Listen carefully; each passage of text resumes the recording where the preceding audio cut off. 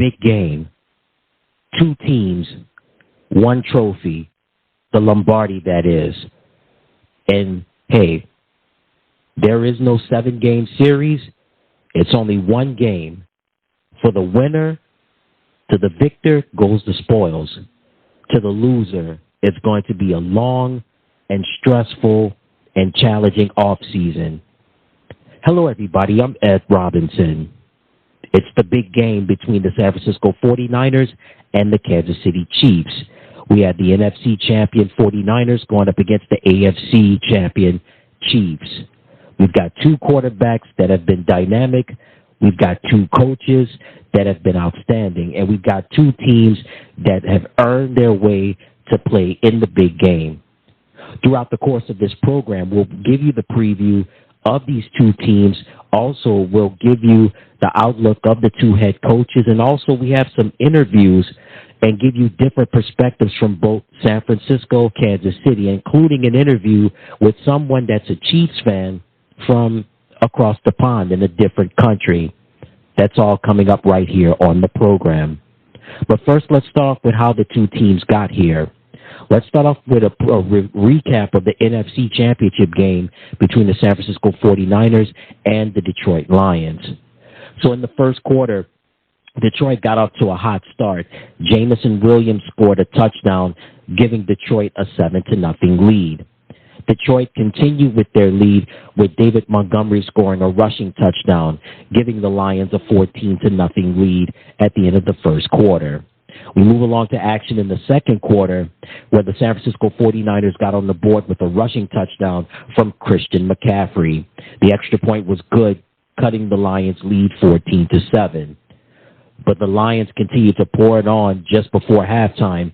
Jahmyr Gibbs' rushing touchdown and a field goal from Michael Badgley increased Detroit's lead 24-7 going into halftime. But this is where things got really interesting in the second half, and this is where we saw BrockPurdy starting to make a name for himself and show that comeback spirit. In the third quarter, a field goal from the 49ers by Jake Moody decreased the Lions' lead 24-10. So after several turnovers, including a Jahmyr Gibbs fumble, BrockPurdy making a fantastic throw, but Brandon Ayuk with the circus catch, my goodness. If you saw the play, you know exactly what I'm talking about. That play put San Francisco in great field position, setting up a goal line situation. So Purdy connects with Brandon Ayuk on a touchdown. All of a sudden, San Francisco decreases Detroit's lead 24-17. After another mishap by Detroit, Christian McCaffrey gets another rushing touchdown, tying the game at 24 to end the third quarter. We move along now to action in the fourth quarter.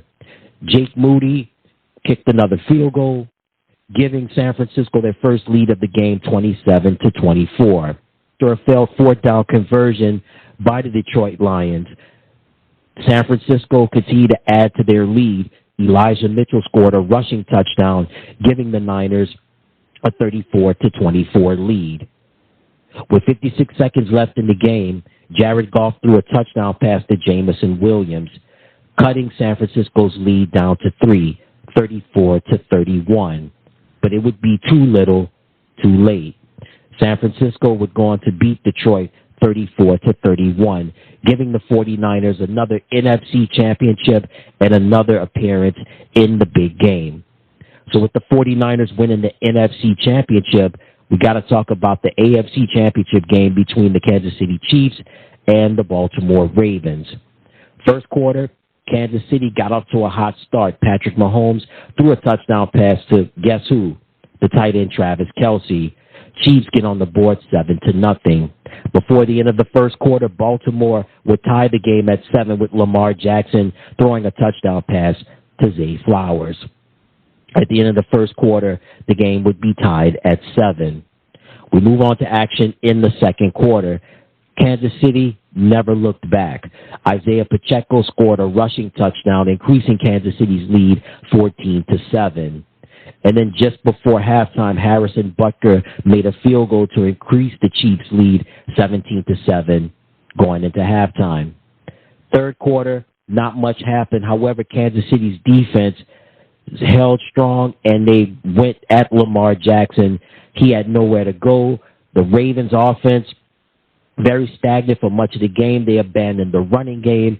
Zay Flowers made a bad turnover, which proved to be key for the Chiefs because after that turnover, Baltimore was never the same. The fourth quarter, Jucker made a field goal for the Ravens, but it was too little too late as Kansas City would hold on to beat the Ravens 17-10, giving Kansas City AFC Championship for the second year in a row and another trip back to the big dance. So we have the San Francisco 49ers winning the NFC Championship and the Kansas City Chiefs winning the AFC Championship. And now we look into talking about our NFC champions and our AFC champions. Let's start off talking about our NFC champions, San Francisco 49ers. In only his second year in the league, Mr. Irrelevant, BrockPurdy, well, they call him Mr. Irrelevant because he was the last overall pick in the NFL draft. That's the nickname that's given to the players that selected very last in the NFL draft. But I tell you one thing, BrockPurdy, he's been relevant, and if everything goes well, if the 49ers can win the big one and hoist that Lombardi trophy, Purdy will go from irrelevant to being really relevant, not to mention he could be relevant in the dollar signs as well. Remember, after this game, he's got 2 more years left on his rookie contract. You've got so much great talent with the 49ers. You've got running back Christian McCaffrey.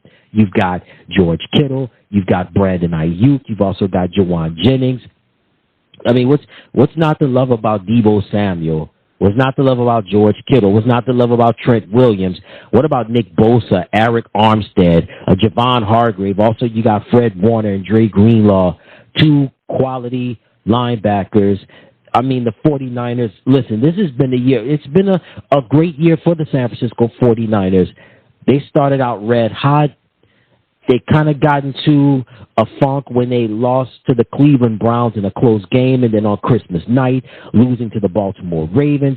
The playoff run was really, they had to claw and scratch their way back to victories. They were down against the Green Bay Packers in the divisional game, but BrockPurdy also making some key plays to Kittle and McCaffrey. Deebo got hurt in this game. I mean, had a shoulder injury, did not return, but it was all about BrockPurdy making those plays, Christian McCaffrey doing his part. The defense took advantage of the situation. Jordan Love, Green Bay's quarterback, not experienced, making you could say a rookie playoff mistake throwing the ball against his body. Dre Greenlaw gets the interception. The 49ers, they clawed and they scratched their way to a come from behind victory. They had to do the same thing against the Detroit Lions. Again, credit to the 49ers defense, taking advantage of Detroit's opportunities. They committed turnovers with the Jahmyr Gibbs fumbled, and then also, too, Dan Campbell, a little over-aggressive. Well, really, he was over-aggressive in his coaching philosophy in this game. San Francisco, they found the way to win, and that they did. And BrockPurdy, again, he showed up, he showed out, and he showed people that, you know what, I'm not Mr. Irrelevant, I'm Mr. Relevant. And along with Purdy and McCaffrey, and also with Brandon Ayuk with that circus catch, which I believe really changed a lot of things in that game. So regular season, the 49ers had some bumps, but they were able to maintain. The playoffs have been a very tough run, but again, they showed the resiliency, they showed the bounce back, and they did what they needed to do to win not only the AFC Championship, but to earn the right to get back to the dance. As for our AFC champion, Kansas City Chiefs, I mean, could this be a dynasty in the making? Perhaps. Patrick Mahomes at the peak of his powers right now. Travis Kelce, hey, he's, let's just say he's currently enjoying himself in the limelight right now, right? Running back Isaiah Pacheco. Defensively, Chris Jones, one of the best in the business, especially at the defensive lineman position. the wide receivers, boy, that position has been tough this year. The inability to make plays, dropping passes, it's just been, it has been chaos at that position. However, in the playoffs, those receivers have made key plays with the likes of Rashee Rice, Marquez Valdez-Scantling. He came through in the AFCChampionship game. Also, Justin Watson was effective, especially in the playoff run and even some moments during the regular season. So for the Chiefs, I mentioned about the 49ers having to have that resiliency and that bounce back in their playoff run. The Kansas City Chiefs have had their bounce back and their resiliency tested this whole season, not just with wide receivers not playing well, but also, too, with losing streaks, the offense not being what it once was in years past. It's not, and I'll be honest with you, this season has not been the quintessential Kansas City Chiefs offense. However, resiliency, the determination, and the championship experience is what brought them to the dance, and it's what's made them return to the big dance with an opportunity to go back-to-back, raising up Lombardi trophies. So both of these teams, the 49ers and the Chiefs, they've had their share of ups and downs. They've had their share of resilience. They're having to have that resiliency and that perseverance, that bounce back, and it's certainly what's brought them to Las Vegas for this big game and for a chance for one of these teams to raise a Lombardi trophy. And, you know, the NFL is all about the quarterbacks. Brock Purdy, Patrick Mahomes.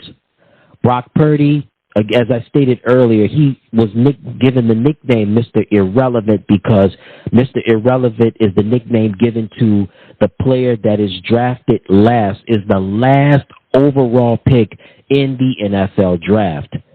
Say what you want about Brock Purdy, game manager, yeah, you could say that, but one thing is for sure, Brock has the weapons.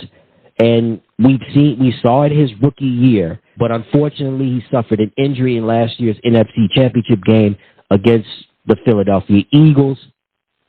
Had the elbow surgery, very successful. Everything went well, was able to be on time, was able to return on time, and since then he's been solid. He has put up some numbers this year, and also we got an opportunity to really see the resiliency, especially in the playoffs, coming from behind in not only the Packers game, but also the Lions game and that NFC Championship game, and not only see his arm, but also see his athletic ability as well.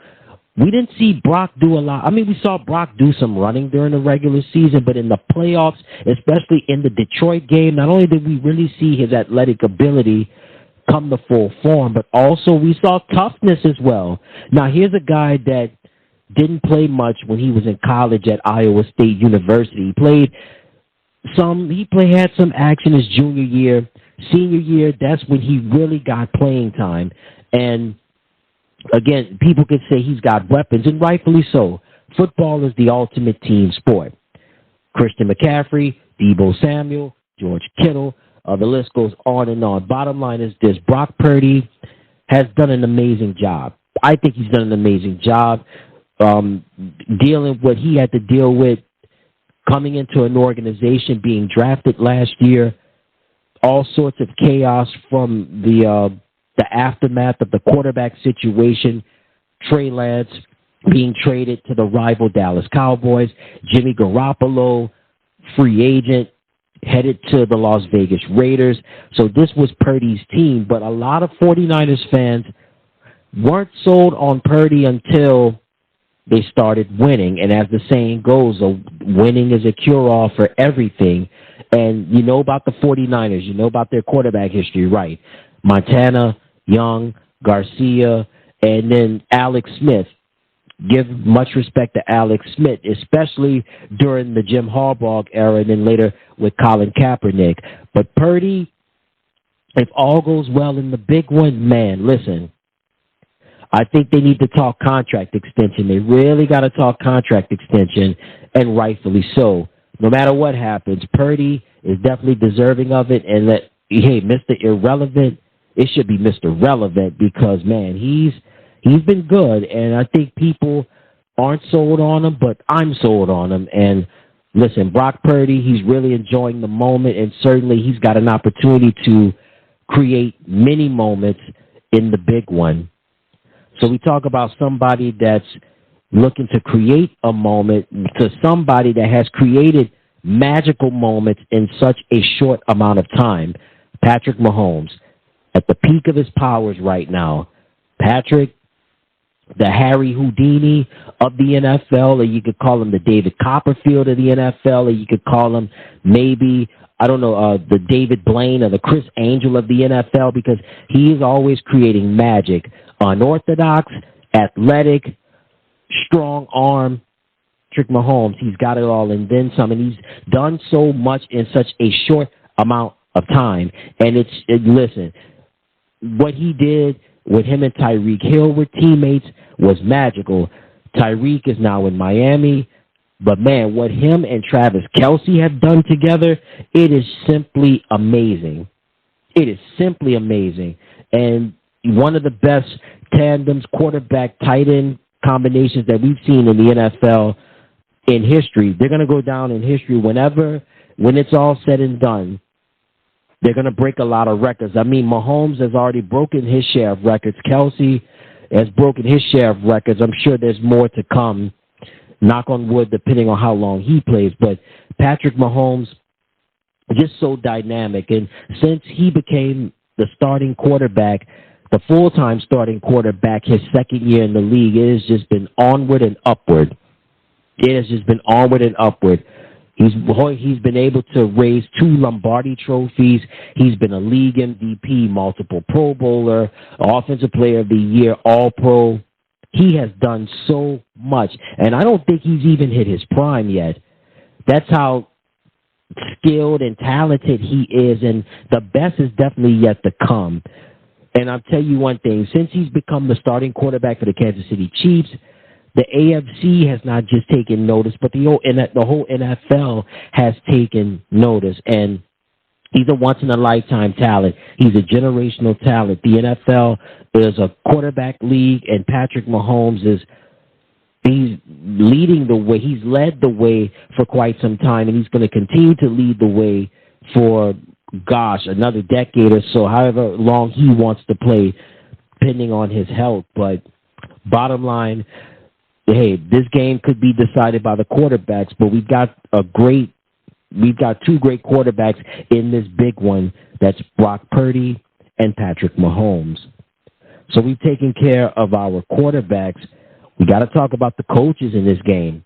Let's start off talking about San Francisco coach KyleShanahan. So Coach Shanahan has been the head coach of the 49ers, I would say, since 2017, and there were some bumps in the road a little bit early, but the first appearance in the big one, I mentioned his name earlier. He had the quarterback, Jimmy Garoppolo. Again, they fell short to the Kansas City Chiefs, losing 31-20. However, a lesson was learned from that as well, because you have to remember the quarterback situation at that time started to get dicey when they put everything on the line to get Trey Lance. That didn't work out. Jimmy was solid but stayed hurt, and then Brock Purdy comes in. It's like, breath of fresh air. So Coach Shanahan has done an amazing job in his time in San Francisco thus far with the whole quarterback situation, going from Lance to Garoppolo to Purdy. He's been able to utilize the best running back in the game right now with Christian McCaffrey. Christian McCaffrey is a game changer. When they landed him less than 2 years ago in that monster deal getting him from the Carolina Panthers, it was all systems go and a major win for the 49ers and a major loss for the Panthers. Kyle Shanahan's been able to incorporate Christian in the offense, making him a smash-mouth, run-first offense. He's also been able to get Deebo Samuel a lot of great looks. Also incorporating Brandon Ayuk, Jawan Jennings, of course, the tight end, George Kittle, and great pass protection and great run blocking on the offensive line. The defense, hey, Shanahan's been there. He's been surrounded by great talent on defense.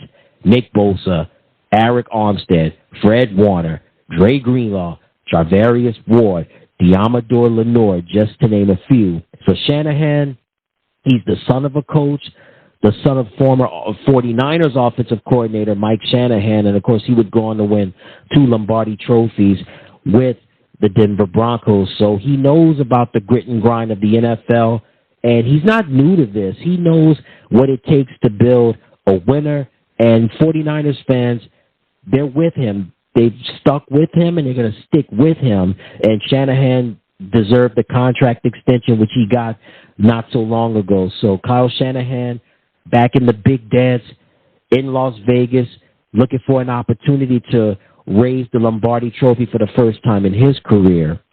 And speaking of Lombardi trophies, the head coach of the Kansas City Chiefs, AndyReid.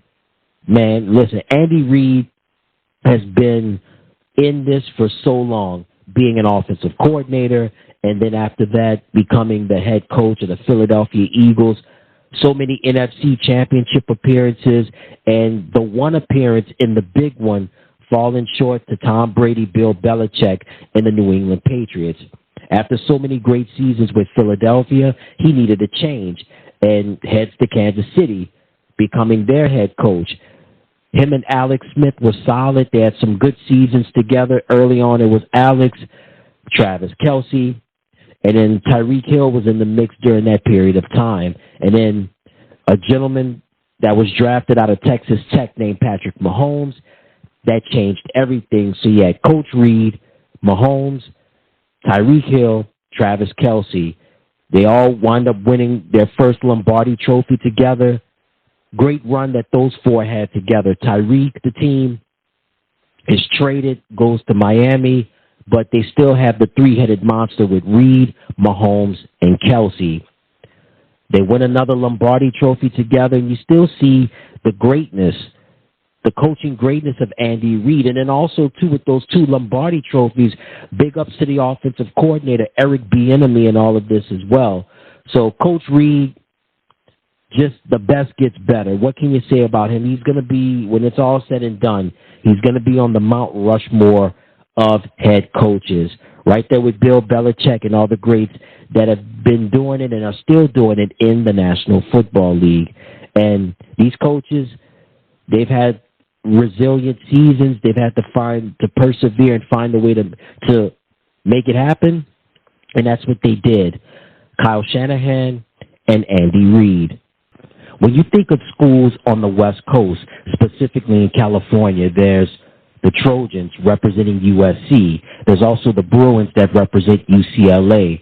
And if you even go to Northern California in the Bay Area, to be exact, you have the Cardinal, Stanford University. There's also the Golden Bears, California, a.k.a. Cal. They're in Berkeley. Oh, and also there's a school in Santa Clara, California called SantaClaraUniversity, or the University of Santa Clara for that matter, the Broncos. And speaking of Santa Clara, we want to welcome him to the program.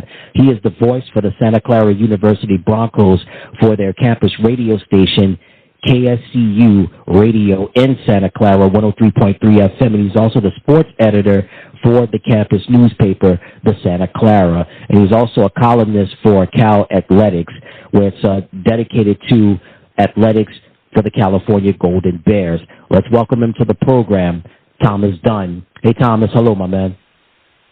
Hey, I appreciate the opportunity, guys. It's a pleasure to be here, and it's a big week here in the Bay Area.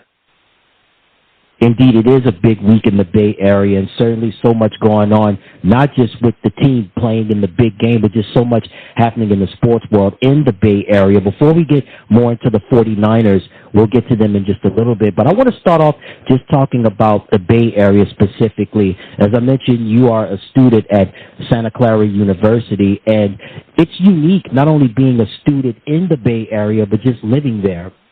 It is, because in addition to all the musings that are happening around campus right now and beyond, I grew up in the Bay Area, so I've seen the Bay Area transform through several different types of different generations of teams and players and types of campus life. So it's been really fun to see from, the way the 49ers have grown from when I was younger to now. And even though I'm not necessarily a 49ers fan, it's been nice to observe what they're doing in here on Santa Clara's campus, their transformation here. So honestly, it's been a pretty nice culture shift over these past few months, and there's a lot of hype coming into Sunday for sure. What's it like living and being a student in the Bay Area? Yeah, for me, it's not necessarily it's not as pressure packed as one would think, and I think it's speaks to the fact that I've been in the Bay Area all my life. I think it's been stable for me. It's been home. It's all I knew, and I haven't wanted to leave yet, and I don't really want to. I think the Bay Area gets a bad rap for some things that are out of its control, but I've loved it my whole life. I've continued to love it, and as a student, I think there's tons of resources at your disposal, both at the university and beyond. I think a big part of my college choice was what can I do outside the classroom, and I felt my final choices, Santa Clara included, enabled me to have the resources I needed to succeed here in the Bay Area, knowing that it's home, knowing I have what I need, the people I need, and it's been rewarding. I haven't regretted it for a second. Absolutely, and let's stay just with California and the Bay Area for a moment. California is a unique state. We know California is, for the most part, known for its weather being consistent with the weather all year round, being beautiful and the sunshine and things of that nature. And California is a state where we've got Hollywood, Silicon Valley, and other groundbreaking industries, just to name a few. But there are differences between Southern California and Northern California, or the Bay Area and LA to be exact. Can you explain to the listeners, in your opinion, what's the difference between the Bay Area and LA? I think there aren't necessarily as many differences as one would like. I think one of the main things that I like to note that's different is when people refer to food here in California, especially in the NorCal, SoCal split. Like if food doesn't slap, it smacks, or something something along those lines. I feel like when the going gets tough, both of the NorCal and SoCal are a lot alike. They band together, especially when it comes to things like sports, when it comes to things like hot button issues. I think it ends up referring to more of a culture of California as a whole, and I think it's only when you get into the nitty-gritty details for things like food scene, I think that's when you really see their split. I haven't been to SoCal probably as much as one would think, considering growing up in California, but my time down there, anytime I visited, it's been nice. It's been to see a good, vibrant culture that sticks around, and I certainly hope that it's still continuing to be that way. Up in NorCal, our culture, we love it. We always have a feeling of we're all we got, we're all we need, and we don't care if anyone comes in and doesn't like it. We appreciate it for what it is, all the different types of mini cities where it's like a little Italy, a little Japan, little Korea, things like that. So we are very appreciative of both our NorCal and SoCal brothers and sisters down south, but California as a whole, we just appreciate what we got.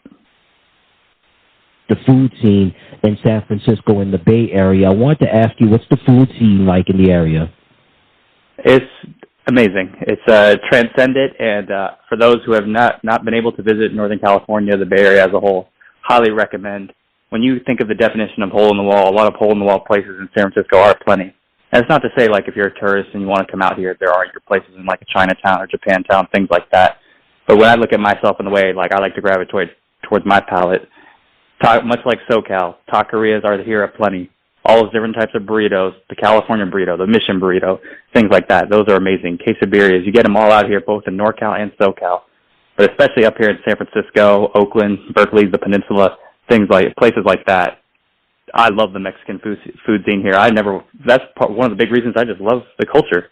When you have a place that's just willing to give, and you receive that same product, a mesmerizing product, time and time again, I think it's never makes you want to leave. And I think that's why visitors, when they do come out here, they're enamored with some of the food culture, because you can get it from anywhere. There's never going to be a lack of options. You can have Mediterranean if you want it. You can have Thai food if you want it. You can go get Korean barbecue if you want it. And in my case, I'm going to go get my burrito. Who knows? I might go get it tomorrow. There's always options of plenty. I think that's what really speaks to the best parts of the Bay Area food scene in San Francisco especially. Absolutely. I want to stay just with the food scene in the area. When I think of San Francisco and the Bay Area, the first thing that comes to my mind is the freshness of the seafood, specifically with the crabs and the lobster. Can you tell tell the listeners just about the lobsters and especially the crabs that are abundant in the area? Absolutely. So it's really much like other things and other like strengths of other cities. It's seasonal. You want to get it right, and especially over towards like the Embarcadero and the Port of San Francisco. That's where people are making their money maker with their lobster and crab. Ironically enough, I've had crab in two separate spots: in San Francisco and over on the East Coast in Baltimore. You're only getting the best when you come out here or you go out there. I think the crab and lobster scene, not to say it's underrated, but people I don't think appreciate it enough for what it is and just how consistent, how lethal it is, and how amazing it is when you get that product for on end, no matter what type of meal you want with it, whether it's like a side of crab fries, you get like a loaded like crab balls with something else. People are creative out here with their crab. They're creative with their lobster. And I think people come to appreciate the seafood scene, especially in San Francisco, because people care. I think that's a big underrated aspect to these types of, I guess, manly style missions where you have to go work and find your product, especially when it comes to seafood. You have to want it. You have to care for it. And I think San Franciscans definitely care for their lobster and they definitely care for their crab. Still with the food scene in the area, you mentioned not just the Embarcadero and the Port of San Francisco, but Fisherman's Wharf. Fisherman's Wharf is another treasure of San Francisco. Just tell everybody about Fisherman's Wharf and the things that you can find there. Yeah, Fisherman's Wharf's a hotbed of activity. I used to go there when I was a lot younger with my parents. I think nowadays, not that I've necessarily grown out of it, but it's somewhat touristy nowadays. You can still go get your boudin. Go to boudin, get your bread bowls, things like that. Get like clam chowder and a bowl of boudin. Now that's something I think that really people really like to gravitate towards. That's something that people will mark out of, like find time out of their calendars saying we have to go try that. There are also some chains down there which obviously not everyone wants to go deal with, but it's fun because you have all these different types of merchandise stores. You have all these museums, other activities that you can do over in Fisherman's Wharf. And I haven't been there now for a few years because, like I said, at some point when you grow up so much near that Fisherman's Wharf, you don't necessarily realize its impact on you at that point. But when I've had friends who come out to college here, they say, hey, let's go do a day in the city. And I hear day in the city, I'm like, well, I do that kind of anyway. You know, that's kind of the difference when it comes to people from out of state coming into a region like the Bay Area. Some people, they grow up with it. And you can argue kind of like wherever you grew up in your life, and you have people coming in from out of state saying, hey, let's go do this. You're like, I kind of do that anyway. I don't want to say Fisherman's Wharf has lost its novelty, but I think it's really starting to recalculate its purpose. But it's definitely a fun time for people who haven't been there before. You get to see all the different types of activities, especially with like the old street cars out there in San Francisco, rolling down Market Street, getting towards the Embarcadero, getting towards Pier 39, and eventually out over towards Christie Field. It's an amazing, essential part of San Francisco and its tourism. Indeed, it is. It's definitely one of those great attractions, and it's definitely one of a kind. Several things I want to I want to talk about before we move on to something else. While we're talking about foods in San Francisco, Ghirardelli chocolate, sourdough bread. I want to ask you: have you had? What's it like eating those items?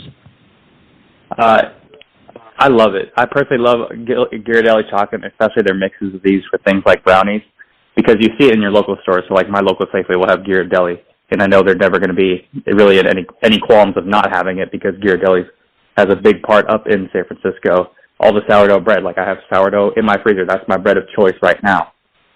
Those are really, like, they're glue parts. Like, when you think of, like, I always like to do sports analogies. When you think of a glue guy, you think of Ghirardelli chocolate. You think of sourdough bread in San Francisco. Those are parts that just keep things moving for San Franciscans and people as a whole. Because Ghirardelli is multi-purposeful. You can get it for Christmas gifts. You can get it for Easter gifts. You can get it just to make a cake. You can get it to make a brownie mix, something like that.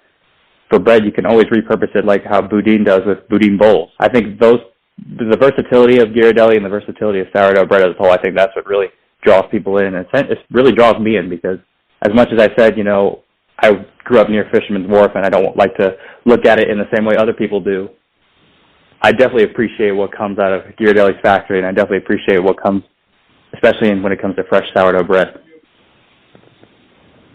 Absolutely. Again, some of those things that we talked about, man, are definitely crown jewels of the cuisine of San Francisco and just the Bay Area as a whole. And speaking of the Bay Area, you mentioned about people coming to the area, whether it be for college or just wanting to visit, which goes to my next question. I want to ask you, for those that have never been to San Francisco or the Bay Area, what do you tell them? I tell them, one, you got to bring a big appetite, and I know that's not some groundbreaking revelation here, but in addition to that, you got to be willing to experiment. Because chances are you're going to come out here, if you've never been here before, you're going to try cuisine that you've never even come close to thinking you're going to try. And whether that's Mediterranean, whether that's Thai, whether that's Indian, Nepalese food, you want it, we got it. San Francisco has what you need, and if you're going off my personal recommendation, you got to try all the burrito spots you can. Go to all the different family-owned taquerias. Like, this is my personal, set of standards when it comes to a taqueria. If you know it's a family-run taqueria, you know it's going to be good. If they're a cash-only place, more than likely they're going to be good. And if you know there's chaos in the kitchen, you know they're going to be trying to turn out the best product possible. I don't want people coming from out of state, they get off the plane and they say, I want Chipotle. That's not what we're about. We're here about fresh ingredients. We're about fresh burritos, new takes on tacos, quesadillas. We're here to don your plate with culinary culture, for lack of a better phrase. I think that's what people would really enjoy about San Francisco, the opportunity to experiment, because some places you don't really have the opportunity. Some towns you just have your local diner, and that's what you have. You have your local grocery store, and that's what you have. San Francisco, I think, more than anything, will give people an opportunity to enjoy themselves, find something that they can really empathize. I don't want to say empathize, but find something that they can enjoy for the rest of their lives, and I think have a lasting memory in the city.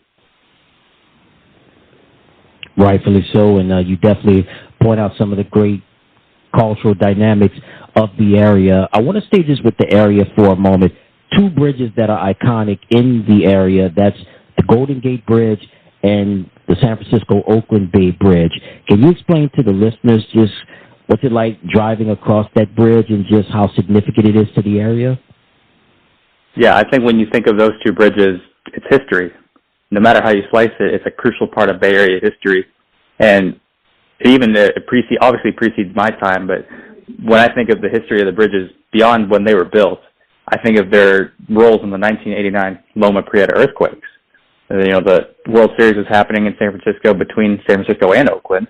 The Bay Bridge collapsed on itself, and then it had its own era. The post-earthquake era till about mid-2010s was my version of the Bay Bridge of what I grew up going across the bridge for to go to Easter to go to my uncle's house.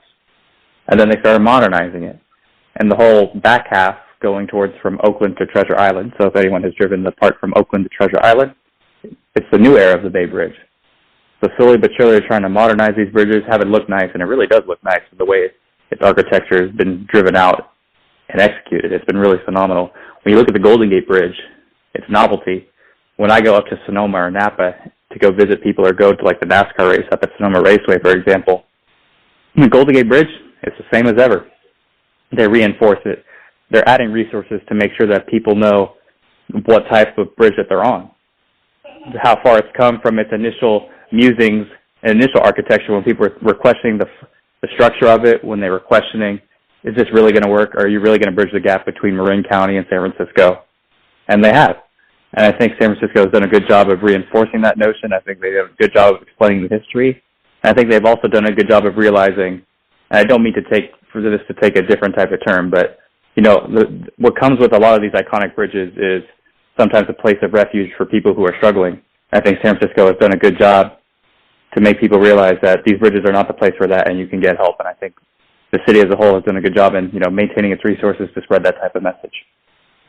Indeed, man, and those bridges have been iconic for centuries, and they continue to serve as a great landmarks for the Bay Area, the Golden Gate Bridge and the San Francisco-Oakland Bay Bridge. All right, so now, of course, we have a big one. We've got a big game, the 49ers going up against the Kansas City Chiefs. And I want to ask you, Thomas, what is the buzz like in San Francisco and the Bay Area with the 49ers being in the big game? Yeah, the buzz is immense. The hype is immense. And I think the mission statement so far this time around is to finish the job, because San Francisco 49ers fans have been close these past few times that they've been getting towards the big time. 2019 to 2020 when they faced the Chiefs in Super Bowl 54 down in Miami. They were ahead and they didn't get the job done. Last year when they got to the NFC Championship against Philadelphia, they were ready to take their leap towards the top of the mountain, and then BrockPurdy got injured. I think this time it's really about for them, can these guys finish the mission that they've been set out on really for some of these guys for 4+ years now? Yeah, I myself must admit at this point now, I was an Oakland Raiders fan growing up, and still am, really. That's how I still identify myself in terms of my NFL fandom. And I think that's something a lot of people that are coming to grips with here in the Bay Area, that the Niners have put their foot on the gas, put the stranglehold here on the Bay Area in terms of football discourse. And I've realized now that these people, they want nothing more than just to see their boys back at the mountaintop, much like I want my Raiders back at the mountaintop, which is why this Super Bowl has me living, for lack of a better phrase, another nightmare all over again, because either a division rival is going to be hosting the Lombardi on our home field, or a local rival may be hosting it on our home field. But regardless, it's not hard to see the pageantry that these people want to experience and the passion they're having right now going into this big game. Man, you talk about sports in the Bay Area was definitely something. I mean, it's always something in California, but the Bay Area specifically, the 49ers being in San Francisco, the Raiders, when they were in Oakland, now they're in Las Vegas, and then even with the baseball teams, with the Giants in San Francisco and the A's, for the moment, being in Oakland, depending on what happens with the whole stadium situation in Las Vegas. And, wow, the Warriors being in Oakland, coming back to San Francisco. But, man, it's interesting that you brought up the Raiders, never a dull moment. And let's stay just with the 49ers for a moment. I know you're, as you stated earlier, you still are a Raiders fan. You grew up a Raiders fan, but who are your favorite 49ers players? You know, a lot of the 49ers players that I like to look at are the guys who are willing to get down and dirty and get physical. I look at a guy like George Kittle. I look at a guy like Trent Williams. Those are the guys who may not get the recognition behind a BrockPurdy or a Christian McCaffrey, but those are the guys who make the machine go. And when I look at the way I like to view sports and enjoy sports, I love effort. I'm an effort-based person. I'm a process-based person. George Kittle and Trent Williams are the definition of the 49ers process. They're the glue that holds the machine together. They're the guys who stabilize things when the going gets tough. And I feel like if the 49ers meet some adversity in Super Bowl 58 on Sunday, those are going to be the guys and the leaders that they have to turn to in order to turn the tide if necessary. Because BrockPurdy, for all the poise he has right now, he's only a second-year quarterback, barely eclipsing a full NFL calendar year as starting quarterback. You can't expect him to have all the solutions. That's why you turn to your veterans like Kittle. That's why you turn to your veterans like Trent Williams, even Christian McCaffrey, Fred Warner, guys like that. You want to make sure that you have guys who are willing to put their bodies on the line, be the illustration of the team culture out on the field, and most importantly, get the job done when it's on the line. You mentioned some two standout players for the Niners, George Kittle and Trent Williams. How could you go wrong, right? I mean, George Kittle is really everything to that 49ers offense, not just in terms of the catching the passes, but also with the run blocking, opening up lanes for Christian McCaffrey. And, of course, Trent Williams has just been a standout. He's been a first-class player through and through, so it's definitely some players that are favorites, not just of yours, but favorites of a lot of football fans. And, now we've taken care of the football side of things, and I want to talk now just about what you do at SantaClaraUniversity. You've got a lot going for you. You do play-by-play for their sports, and also you are the sports editor at the newspaper. And just tell everybody what you do at the university.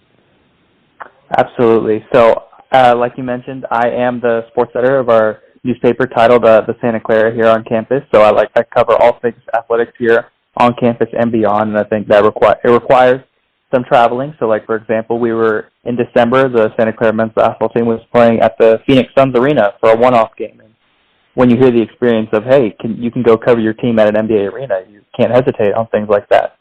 It's been really a good experience overall with the newspaper, being a writer for the last 2 years, being elevated into the editor role, and simultaneously being the sports director at KSU Santa Clara for the last 2 years, because you get to experience this team on the road.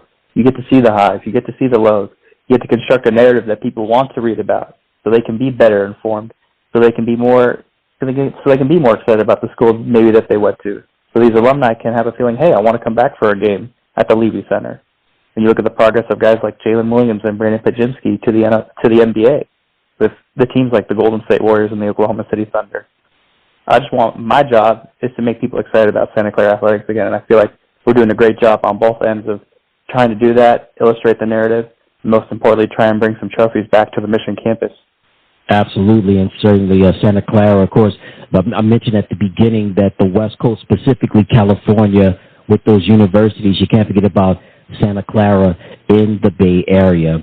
And you heard it from him. He is ThomasDunn. He is a play-by-play announcer for Santa Clara University on the campus radio station, KSCU, and he's also the sports editor for the Santa Clara newspaper, which is the college newspaper. And he's also a columnist for Cal Athletics for Right for California. And Thomas, again, thank you so much for taking time out of your busy schedule to be with us on the program. Tell everybody where they can find you on social media and any websites. Let the listeners know that as well. Absolutely. First of all, I appreciate you having me on. Secondly, people can find me at THOD_24 on Twitter. That's where I like to post some of my announcing highlights. That's where I post live updates, especially about where we're traveling to. So it's my duty to report the news for some people, and I'm excited because the Broncos, they've really transcended what they were in the past compared to where we are now. And I'm excited to see if they can make a late run in March here to try and get to March Madness, because it'd be the first time since 1996 that the Broncos have done that. As they say, never a dull moment in broadcasting, and there's never you're on your job, Thomas. That much is for sure. And Thomas, thank you so much for taking time out of your busy schedule to be on the program. Oh, absolutely. I appreciate the opportunity. The Kansas City Chiefs are back in the big game. We'll have another opportunity to raise the Lombardi Trophy once again, and somebody that has been on the program on numerous occasions. Love his insights on not just the Kansas City Chiefs, but respectively how Chiefs fans feel in the United Kingdom. Let's welcome him back to the program. He is the co-host of the ArrowheadsAbroad podcast. This is the podcast that takes a look at things not just at the Kansas City Chiefs, but from the NFL as a whole, from a United Kingdom perspective. Let's head across the pond to England and say hello once again to OwenWiddowson. Hey, Owen, what's going on, my man? Hi, it's great to be back. Yes, been a while. Yeah, indeed. Great to have you back on the program, Owen. And as always, thank you again for taking time out of your busy schedule to be on the program. So we're going to get into the Chiefs with the big game coming up against the 49ers. But I want to start off just talking about the Chiefs' victory over the Ravens in the AFCChampionship. Owen, what were some of the things that caught your eye in the Chiefs' win when beating the Ravens? Yeah, it was a hard-fought game. I mean, they're a great team, highly regarded as the best team in the AFC, if not the NFL, going into the game. Obviously, they were the favourite, the Ravens. So, yeah, a tough team. One of the games that I was most nervous about going into it. Wasn't overly confident in the Chiefs being able to pull off the win, but I proved myself wrong once again. Always got to trust in PatrickMahomes and AndyReid and that defense get the job done, and they did. Played well against the Ravens, really good scheme, really good defensively, holding 23 points in the second half. So, yeah, another Spags masterclass, and here we are again in the Super Bowl. It's a great feeling. Indeed, it's a great feeling, man. It's been a tough year for Kansas City. The sentiment has been toughness, resiliency, the ability to have that bounce back. And we're going to go more into detail with the Chiefs just having the same sentiment coming into the big one. But I just want to go briefly over just some of the statistics for the Chiefs with them beating the Ravens in the AFCChampionship game.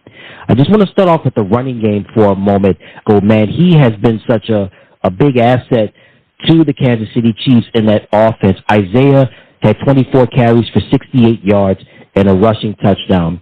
Give me your thoughts on Isaiah and his play against the Ravens. Yeah, it's been great to see Pacheco play well all season. He's been such a consistent running back for us. Seems like an every down kind of back.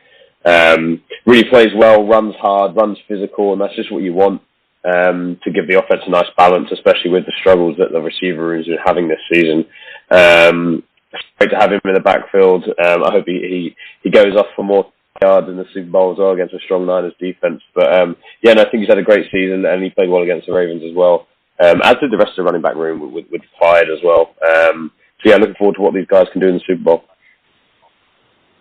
Rightfully so. Isaiah has definitely made a name for himself in such a short amount of time in Kansas City.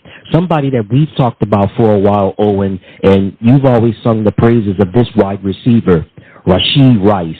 Rashee had 8 catches for 46 yards.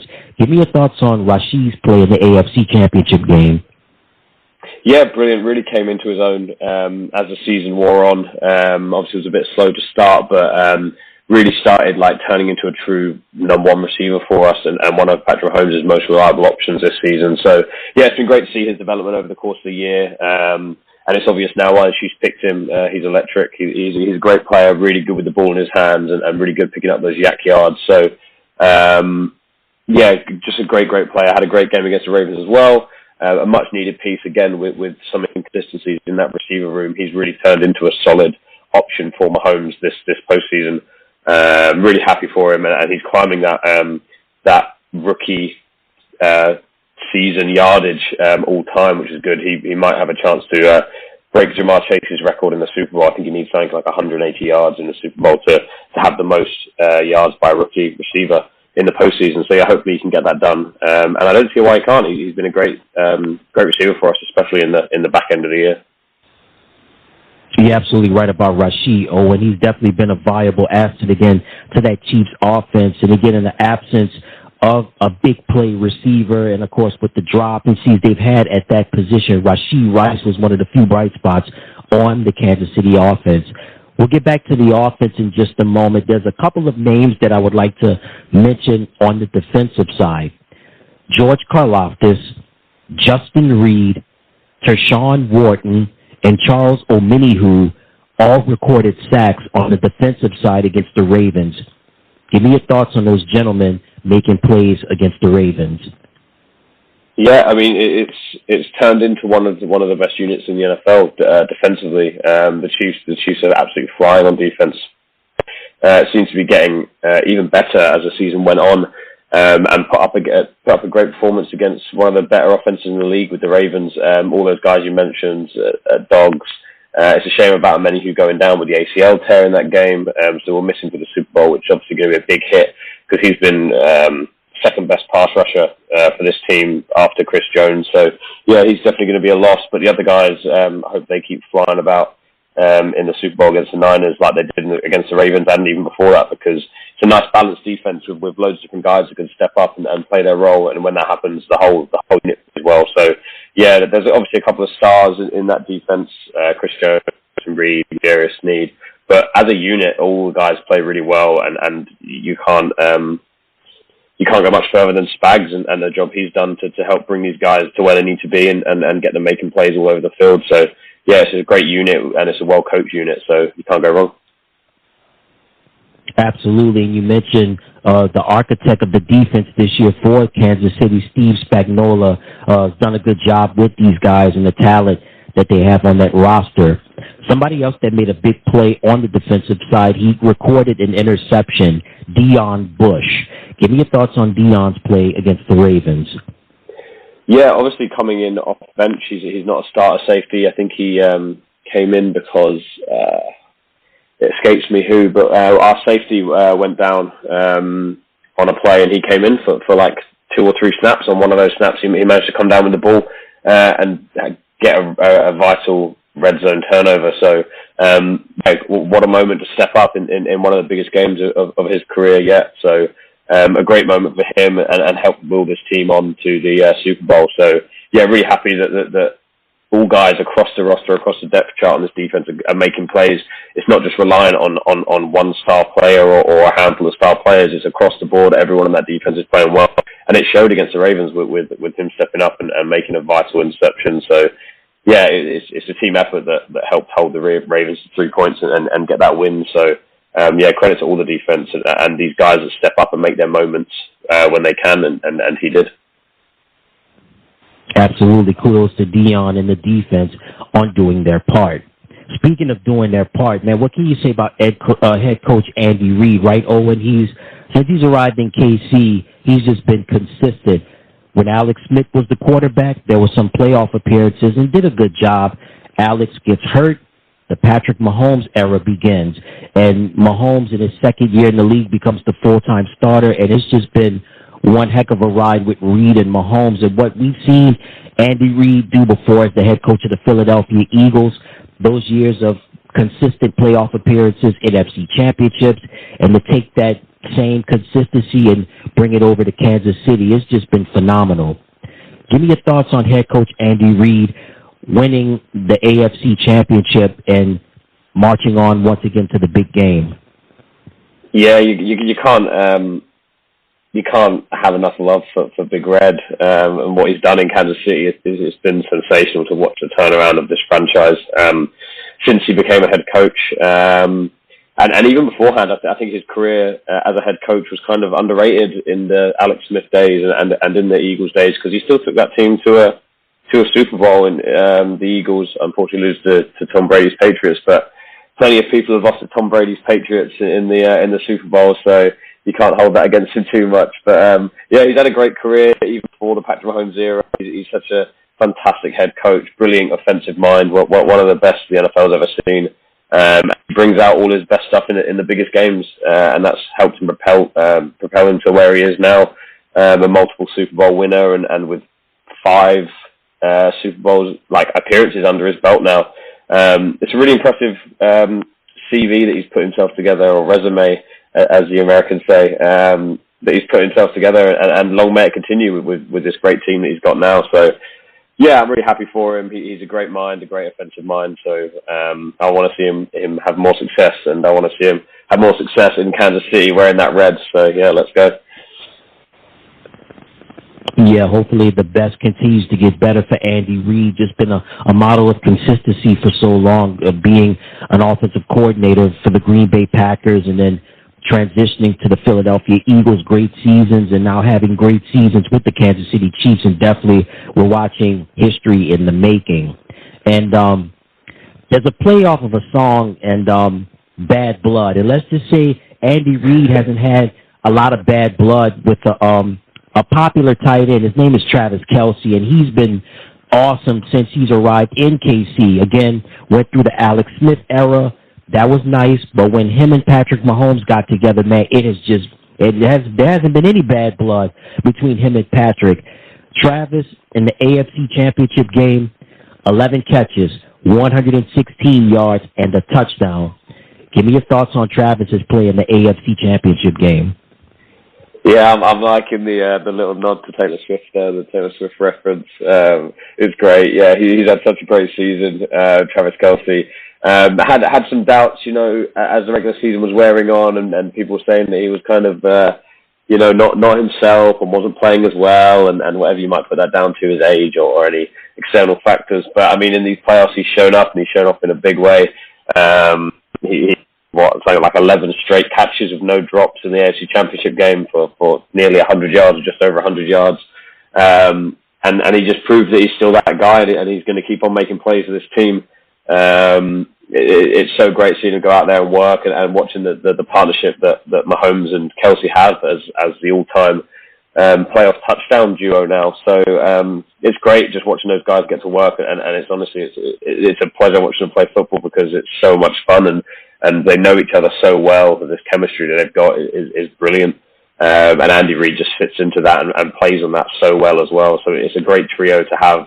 And it's why the Chiefs have been so successful over the past how many years. It's because of those 3 core guys on offense that have willed us through, even when the waters get a bit rocky and it's not looking as comfortable as it might be in the past. They still manage to get it done. So consistency is key here, and I think the Chiefs have proved that with those 3 guys, anything's possible. You're absolutely right. Not just with Kelce, but just with Mahomes and Reid. I mean, they've been such a consistent connection for a long time, and hopefully they can continue it for many seasons to come. Knock on wood, depending on any outside forces, no pun intended. But Travis did his thing in the AFC Championship game, and let's talk about him. You mentioned him, Patrick Mahomes. I mean, we're watching greatness at work. Completed 30 out of 39 passes for 241 yards and a touchdown pass. Your thoughts on Patrick in the AFC Championship game? I mean, what more can you say about him? He has continued to, as you said, be great, getting it done. no matter what the weather is, no matter what the situation is, no matter what odds are stacked up against him. I think this was a year where he really seems to have become that villain in the NFL, where people want him to lose and they don't want him to have success because of how prolonged it's been now for this Chiefs team, and with him at the helm. He's been on a tear. I mean, this is his 4th Super Bowl appearance in 5 years. He's won 2 of them already. He might make it 75% and win 3 out of 4. And if he does that, it's we're on the path to greatness and true greatness up there with only a handful of quarterbacks that have the talent and the skill set and the accolades to back it up. You're talking like Montana and Brady, and I don't think he's there yet. I think he's got a long way ahead of him, but to have 3 Super Bowls and 2 Super Bowl MVPs, 2 regular season MVPs under his belt at 28 years old, with a 3rd possibly on the way this Sunday, it's hard not to regard him along the all-time greats of quarterback now. And I think it's been a fun season in Kansas City because of all the doubt and him riding that doubt and still putting on great performances and getting us to where we are today. But I just look forward to him doing it for so much longer because he's still so young. What a player. I can't wait. Yeah, indeed, Owen. The best is definitely yet to come for Patrick Mahomes. I think we're just watching him hit his prime, and I think, knock on wood, he's been healthy and he's hardly had any injuries throughout his career. His line, he's been blessed, and he's been blessed with a talented offensive line throughout his short NFL career, and the numbers are going to continue to add up, and we're watching greatness at work with Patrick Mahomes. All right, Owen, so now the big game is here. So the Chiefs handled their business beating the Baltimore Ravens in the AFCChampionship game. The San Francisco 49ers handled their business beating the Detroit Lions in the NFCChampionship game. So now we've got the big one in Las Vegas, 49ers and Chiefs. I have to ask you, first question, we know about the San Francisco's offense, BrockPurdy, Christian McCaffrey, George Kittle, Deebo Samuel, and a host of others. What do you think are going to be the keys to victory for the Chiefs defense to neutralize the 49ers offense? I mean, it's a hard question to ask any defense. How do you stop this 49ers offense? Because there are so many pieces, like you mentioned. The list goes on for the amount of skill position weapons that BrockPurdy has to play with. So it's a tough team to defend. Obviously, you have to look at the run with Christian McCaffrey, and then that opens up passing lanes, and it's a whole box of frogs, as we say over here in England. It's a difficult team to defend against. But if anyone could do it, I think it's Spags with this defense. The way he's got them working, the way he's got them playing together as a unit. It's not just one star. Like I said, that there are those pieces and those stars that we do have that can shine when the light's brightest. But it's a strong unit across the board, and you've got to hope that everyone rallies and steps up and plays their role and plays Spags' scheme to perfection, because it's a tough team to play against, tough offense to play against. So I think if we can slow Christian McCaffrey down and make BrockPurdy beat us, then I think that'll be our best way to winning, because if we let them control the ball with the run game, then we'll put ourselves in a tight spot, especially if they get a lead. So if we can slow that run game down and make BrockPurdy make long-distance third downs and keep the ball moving consistently down the field, I think that'll be our best chance of winning, and just making them unstable.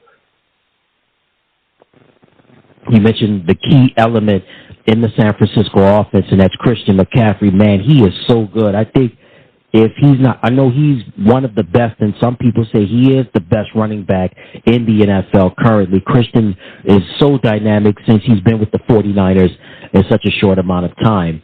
And let's move over to the other side of the ball, Kansas City's offense. We mentioned Mahomes, Kelsey, Pacheco, Rashee Rice, and San Francisco's defense, Nick Bosa, Eric Armstead, Charvarius Ward, Fred Warner, Dre Greenlaw, just to name a few. So many talented players on that 49ers defense. What do you think are going to be the keys to victory for the Chiefs offense to get points on the 49ers defense? I think sharing the ball. I think trusting the receivers that we've got on the roster, because although they've had their issues during the regular season, players like MVS has really stepped up in the playoffs and made 2 really, really important catches for us. one against the Bills and one against the Ravens. And they were very, very similar balls to ones that he had dropped in the regular season deep down the field. So, I think spread the ball out is the best way to do it. I think if they're focusing on and honing in on Travis Kelce and to take that threat away, then I think Mahomes needs to trust himself, trust his instincts, and trust these guys catching the ball because they've been playing their best football in the past few weeks. So we've got to hope that trajectory continues and these guys continue to step up. I think Rashee Rice is in for a big game if they do try to cover Kelce and take Kelce out of the equation. So hopefully that frees up some of the other guys, and if Pacheco can handle the football and can consistently, don't need to break too many huge plays to keep this offense churning, but just be consistently picking up 4 yards and 5 yards down the field when he gets the ball in his hands. And I think we're in with a shot of putting up points against 49ers defense. But then saying that the Niners defense is really good, you can't take credit away from either side of this 49ers team because they are so good on both sides of the ball, and they're well coached. KyleShanahan is notorious for being a great offensive mind, but defensively they're well coached as well. And it's going to be a struggle. It's not going to be easy. These really are two Titan teams going up against each other. I think it's going to be better than the Super Bowl 54 we last came up against the 49ers. Feels like both teams are stronger now. The Chiefs are stronger on defense. Although we don't have Tyreek Hill, I feel like we're more balanced in offense. We've got a stronger run game now. I'm looking forward to this game because it is going to be two really, really good teams who are good in all phases of the game going up against each other. So it's going to be a thriller. Yeah, I think this game is definitely going to be a thriller. And, the NFL is a quarterback's league, Owen, and at the end of the day, it could come down to the quarterbacks showcasing their talents, PatrickMahomes and BrockPurdy. Do you think it's going to come down to the quarterbacks deciding the game, or do you think it's going to be other X factors in this? I think if it were to come down to that, it would play in favor of the Chiefs if it is a quarterback versus quarterback matchup. Just no discredit to BrockPurdy. I think what he's done with his team and leading this team to where they are has been really impressive, especially for a guy that was so undervalued coming into the NFL, being drafted the last pick of the draft. So what he's done in San Francisco is really impressive. The pieces around him and the coaching he's had from KyleShanahan has obviously helped. So with Mahomes, I just give him the edge over Purdy. So if it did happen to come down to a quarterback against quarterbacks like show off, you've got to take Mahomes, especially with the history he's had in the league. It's hard to bet against him at this stage. So I think that'll play well into the Chiefs' hands. But I think it'll be a well-rounded game in general. I think there's going to be a lot of ground action with these two great running backs, Christian McCaffrey and Eli Pacheco, and both have strong passing offenses as well. So I don't think it'll be solely on the quarterback. I think this will be a really balanced game across all phases, both on the Chiefs and the 49ers. So it's going to be a real team effort to see who comes out on top. I don't think there's going to be too many opportunities for one guy to go out there and be that difference maker, because I think that all the players on the field are going to be playing well. So on both sides of the ball. I'm really looking forward to seeing how this one pans out, because there is just so much talent across both teams. So it's going to be a really balanced game, and it's just about who makes that moment and who makes that game their game. So it's going to be a really fun watch. Indeed, it is going to be a fun watch. And I've got to ask you this: will the Chiefs be the heroes, or will they be the anti-heroes in this game? I'm liking the Chiefs as the villains. I'm liking this villain era that the Chiefs are entering, with everyone disliking us and everyone putting us down, because it fuels some kind of fire in these players, and you can see it behind their eyes. You can see that fire that's burning inside of them. And you just saw an opening night in Allegiant Stadium with all the fans in the stands booing the Chiefs as they were coming out and booing them during the interviews. There's a feeling around the NFL that they want a big 49ers victory. I'm liking the villain arc. I'm liking entering that villain era, shall we say? Because it's going to be interesting to see how the Chiefs handle that pressure and handle that expectation, because that's how true dynasties are looked at when they do become dynasties. Like the Patriots, everyone hated the Patriots towards the end of their tenure. So it's going to be fun seeing the Chiefs as a villain, because I feel like they've been regarded as the heroes of the NFL and this fresh look on the NFL for so long. So yeah, I'm enjoying the change of stance that the NFL has around the Chiefs, and yeah, bring it on. I'm looking forward to it. Yeah, absolutely. It is refreshing, and the Chiefs have had a very tough, a very interesting year. That seems to be the model of their 2023 season: resiliency and toughness, and having that desire and digging way down deep inside. And surely it's going to be a fantastic game between the San Francisco 49ers and the Kansas City Chiefs. Now, Owen, you're based out of England. You're based in the United Kingdom. So I got to ask you, what's the buzz like in the UK amongst the Chiefs fans being in the big game? Yeah, it's good. It's strange because obviously a lot of Chiefs fans, they've lived through the dark ages and they've seen just how bad an NFL franchise could be, especially in the early 2010s. This Chiefs franchise was not in a good way. So then seeing the complete reverse of that and seeing that the sustained success that the Chiefs have had, it's been really great as a fan to watch that, no matter where in the world you're watching from. Staying up late, knowing you're going to be in for a great show rather than staying up late to watch your team get absolutely destroyed.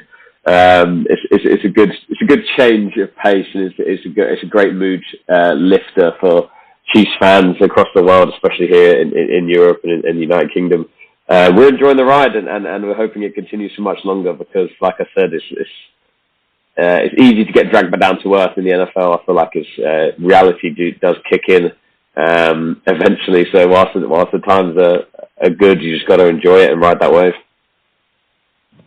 You said it best, Owen. You have to enjoy that ride. You have to enjoy that wave because, you don't want to take anything for granted. And certainly the NFL has enjoyed some great dynasties, and we wondered even if they won the big one, would they get back? Unfortunately, they never get back, but we're currently watching something special, and this is certainly, we don't want to take this for granted. And I want to just stay not just with the United Kingdom, but specifically with England. The NFL International Series has continued to move leaps and bounds with having games in England, Germany, Mexico, and the NFL has announced that there will be a game played in Brazil, in Sao Paulo to be exact, with the Philadelphia Eagles being in the game. As of right now, their opponent has not been named, but the game will be played, supposed to be on a Friday night, I believe. I want to ask you, I know with a game being played in Brazil, I got to ask you this question because I always ask you this from time to time. The possibility of a Super Bowl being played in London, will it be sooner or later? Oof, I mean, it's a big ask because the Super Bowl is one of the biggest sporting moments of the year. Globally, regardless of what sport or what country you're from, the Super Bowl is huge. It's a huge event and it's a huge spectacle that's obviously loved around the world. And I'm obviously really thankful for the NFL International Series and obviously because it does take games away from American fans. So I can't thank like the NFL enough for bringing those games over there and thanking the fans for letting us have a couple of games over in Europe and in South America too, because it does really help make that game global. But I don't know, I feel like there'd be a lot of England fans that want it to happen and they want the Super Bowl to come over here. But I kind of want the NFL to remain a predominantly American product. I feel like it's obviously your game, it's your sport. We're just lucky enough to enjoy it, and we get the odd game every now and again come over here. But yeah, I like the Super Bowl staying in America. I mean, one day, sure, I'd love it to happen to see London host a Super Bowl, maybe another European country. But I don't want to take that amazing spectacle away from you guys, and you've already given us enough with these regular season games. So I'm just enjoying the International Series as it is at the moment. I went out to Germany to watch the Chiefs play the Dolphins back in October time. So yeah, I'm just enjoying the ride as a European fan, and yeah, we want you guys to have your fun as well. I want to stay just with, you mentioned you went to the game in Germany, well, in Frankfurt to be exact. What was that experience like? Oh, it was brilliant. It was so great. Obviously, going to the International Series in London is really fun, but then being able to take that to another country that's not America and go visit Germany was great for the weekend. We went out there with the ArrowheadsAbroad team, and it was just great seeing so many fans from around the world. come together and enjoy a sport they love. So again, you can't thank the NFL, the American community enough for allowing that to happen and letting these games come over, because it is always a blast when they do happen. It was a great game. We obviously took an early lead and then nearly lost it towards the end of the second half. But again, the Chiefs defense pulled out as they've been doing all year and secured us that win. So yeah, it was a great game, a great experience heading out to Frankfurt with the guys. And yeah, when the Chiefs come over, I'm sure we'll be heading over to wherever they play to go watch them again. So yeah, it was great. The NFL continues to expand its international presence, and I think it's going to be sooner than later that a Super Bowl will be played in London. Not next year or in the next few years, but it's definitely on the back burner. And you heard it from him. He is OwenWiddowson. He is the co-host of the Arrowheads Abroad podcast. Owen, as always, again, thank you so much for being on the program. Just tell everybody what's going on over at Arrowheads Abroad. It's a pleasure. Thanks for having me. Arrowheads Abroad is great. I've been doing it for years now. We got a weekly podcast during the season, and then they get a bit more sporadic when there's the off season's in. But we still get some in during the draft, and we still have that draft hype as well. Predominantly from a Chiefs perspective, but we kind of give a bit of an outside perspective as well. Just being NFL fans in Europe and in the United Kingdom, you get to hear voices from Scotland, Ireland, and a couple of places in England too. So yeah, it's a great group of guys, and we just talk about the Chiefs, talk about the NFL, and we have a lot of fun, and we do meetups every now and again. We went to Dublin last year for the Super Bowl win over the Eagles, and like you said, we went to Frankfurt earlier this year. So yeah, had some great meetups with the guys in the past couple of years, and when we can, obviously, we get out to Kansas City too to catch a game.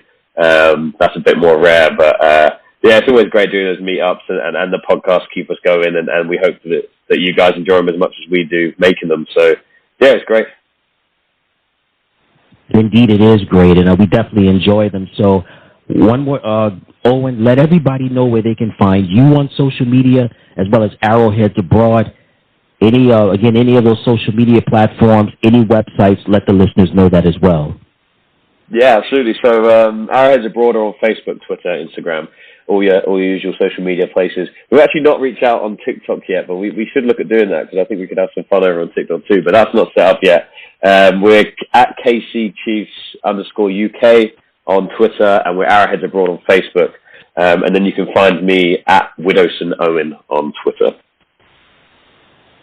Solid, and you heard it from him. He is OwenWiddowson. He is the co-host of the Arrowheads Abroad podcast. The podcast covers the Kansas City Chiefs as well as the National Football League from a United Kingdom perspective. Owen, as always, this was a lot of fun.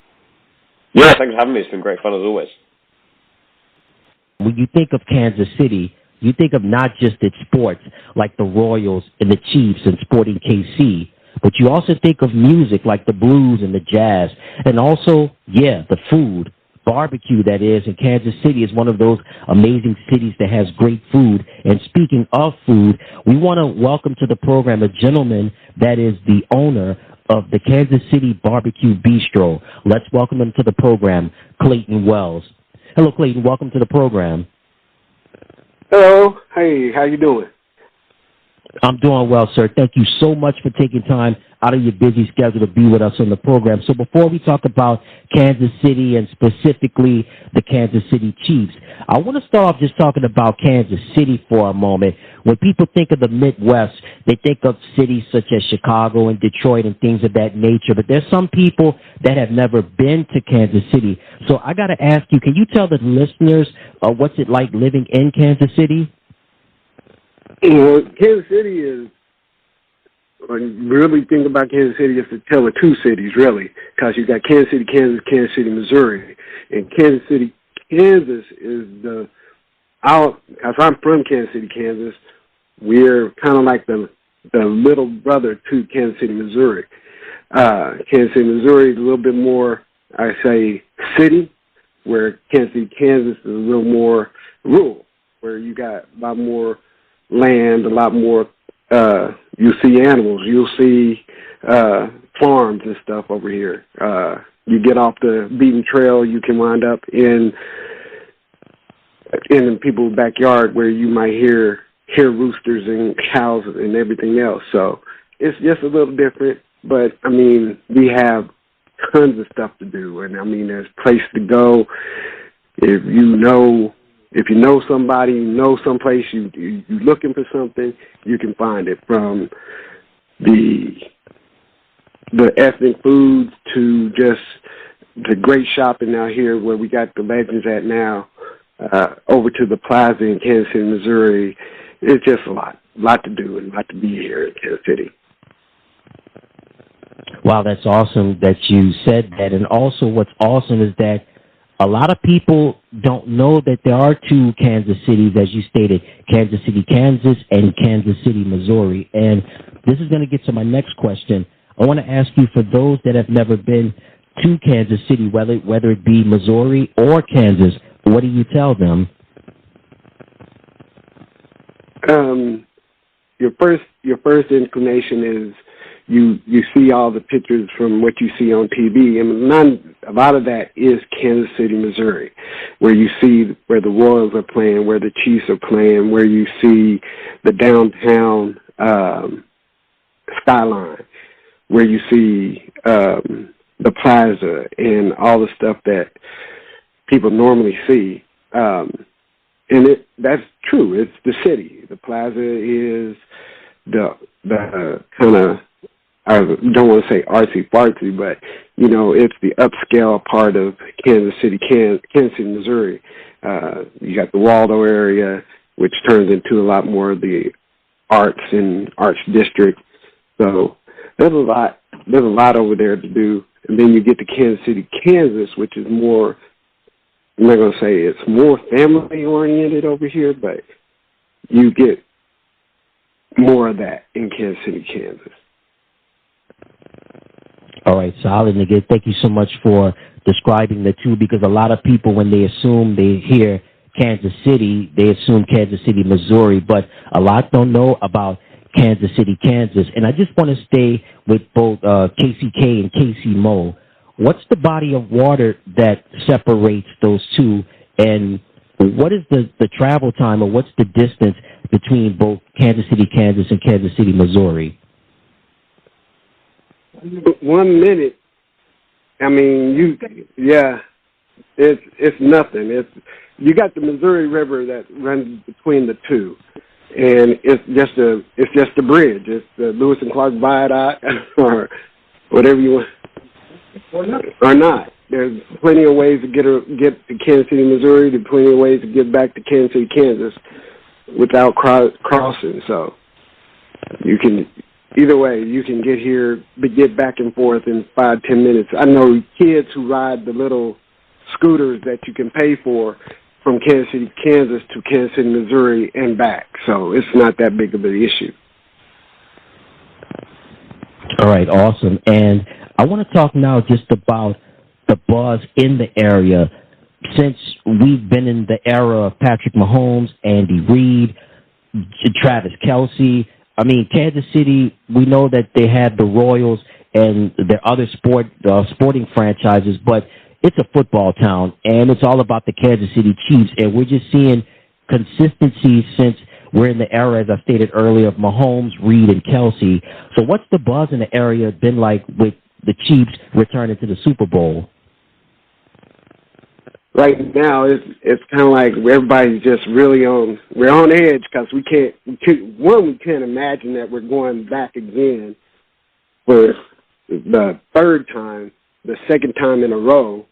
It's like, wow. And in just this little, in the years that Mahomes has been here, we've gotten used to winning with AndyReid for the years he's been here, but to get to this level of success with the Super Bowls and AFCChampionships and all that, I mean, every time the football season come around now, it's like, well, it's not like you're planning on, what if they win? It's like, well, what you going to do this year when the Super Bowl comes around? You going to go? You going to be here?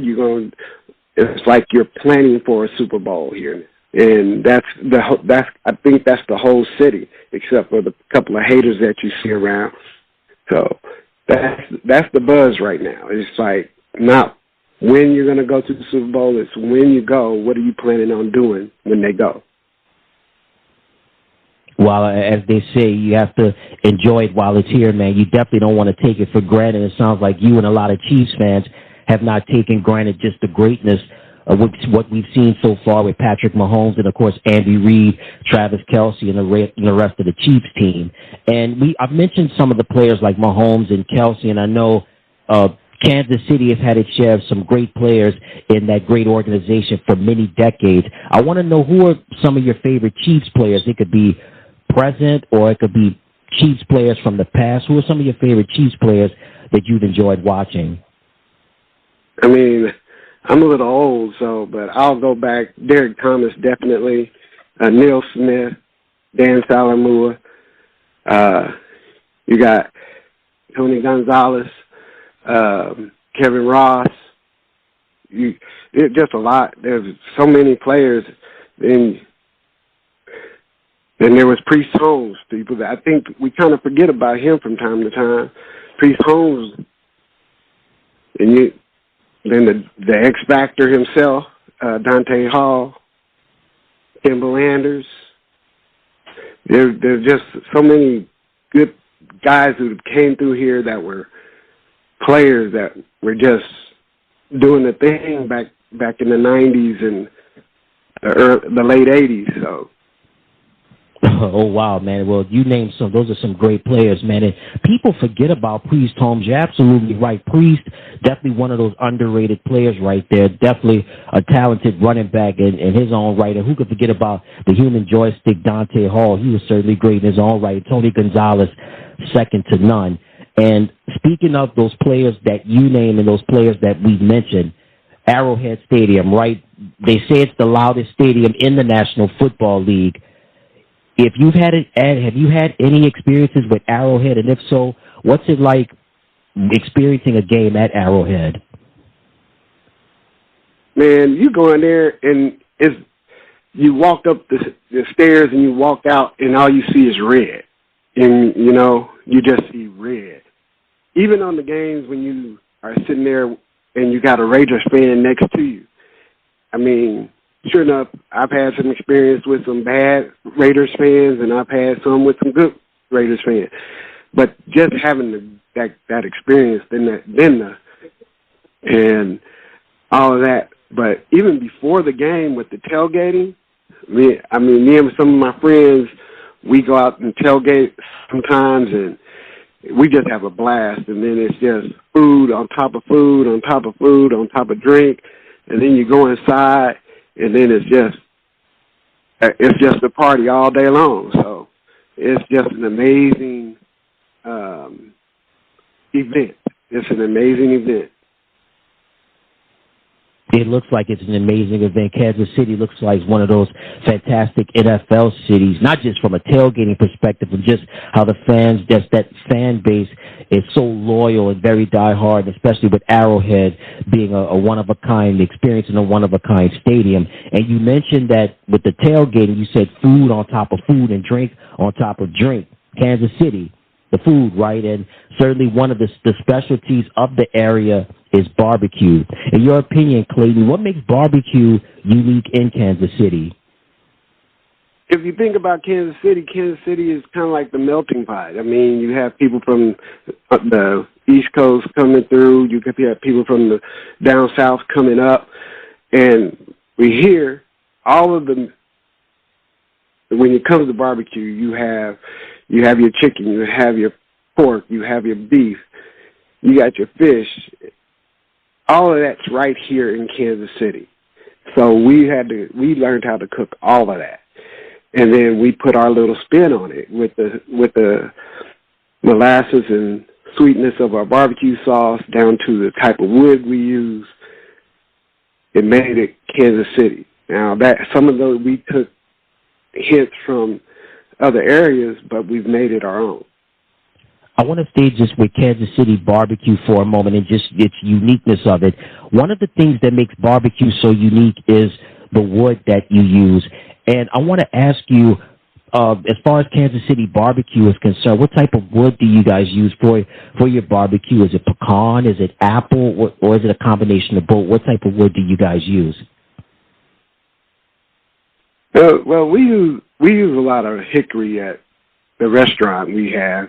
We use a little hickory with a little bit of oak for the heat, and but you have people using pecan, you have people using some fruit woods like apple and cherry. But what makes it different here is you're not beholden to one specific type of wood here. You go down south to Texas, and they'll start talking about you need to use either pecan or mesquite. You go back, I don't really know too much, but post oak, and that's, you got to use this, you got to use this. Well, here, since we have an abundance of type of trees, you kind of can come up with your own flavors from that. With Kansas City barbecue, I know in certain regions it's either chicken or it's pork or it's seafood. As you mentioned, in Kansas City, it's a variety of things, whether it be chicken, pork, fish, and a variety of things. But I got to ask you, I noticed with Kansas City barbecue, it's big on beef and brisket. How many hours does it take for you to smoke your brisket, and what type of wood do you use to prepare it? It takes us about 8 to 12 hours, depending on the size of the brisket and your temperature outside. And if you're trimming it down to where it's just a flat, or if it's a whole brisket. The whole brisket normally takes around 12 hours. A flat, probably 6 to 8. Use a lot of hickory. Again, like I said, hickory, a mixture of hickory and oak. That's what I use a lot of. All right, awesome. Definitely sounds delicious. And you mentioned about your business, which is the Kansas City BBQ I got to ask you, Clayton, like how long has the company been in business, and how did the idea come about? Well, the Kansas City BBQ, I started it in 2004. I was working at a place called Amstead Rail, and I was doing some catering on the side. And so I needed a name. And I said, well, what I do is barbecue. So I try to do my barbecue a little more specific and try to make it and tailor it to what people are wanting. So I used the name Bistro to try to set myself apart. So that was 2004. And I started barbecuing. And after a while, people started asking me to do stuff for them. Next thing you know, it just kind of took off from there. And so I decided to go ahead and put my shingle out and let people know that I was cooking. I cooked for them if they needed. I did weddings. I've done parties. And then we moved on up, and I decided I needed to have a place to cook out of instead of cooking out of my backyard or in my kitchen. And decided we bought this restaurant called the Hickory Log. And therefore now we have a restaurant called the Kansas City BBQBistro's Hickory Log, as well as the Kansas City BBQ Bistro. Wow, that's amazing. Congratulations on that, sir. And I just kind of want to stay just with your restaurant. Kansas City, as I stated earlier, is a food city, and it's competitive. Just barbecue alone, as well as other specialties, make Kansas City such a unique food city, but it's very competitive. In your opinion, what makes Kansas City BBQ Bistro you guys apart from the other restaurants in the area? There's two things. One is just our flavors. We really craft our barbecue for the flavors and the meat to shine through, so that when you get something from us, you'll taste the meat as well as the smoke, as well as the pepper, all the flavors that go into it. So you're not going to get overpowered by some sweet or overpowered by this pepper or anything like that. It's going to be balanced.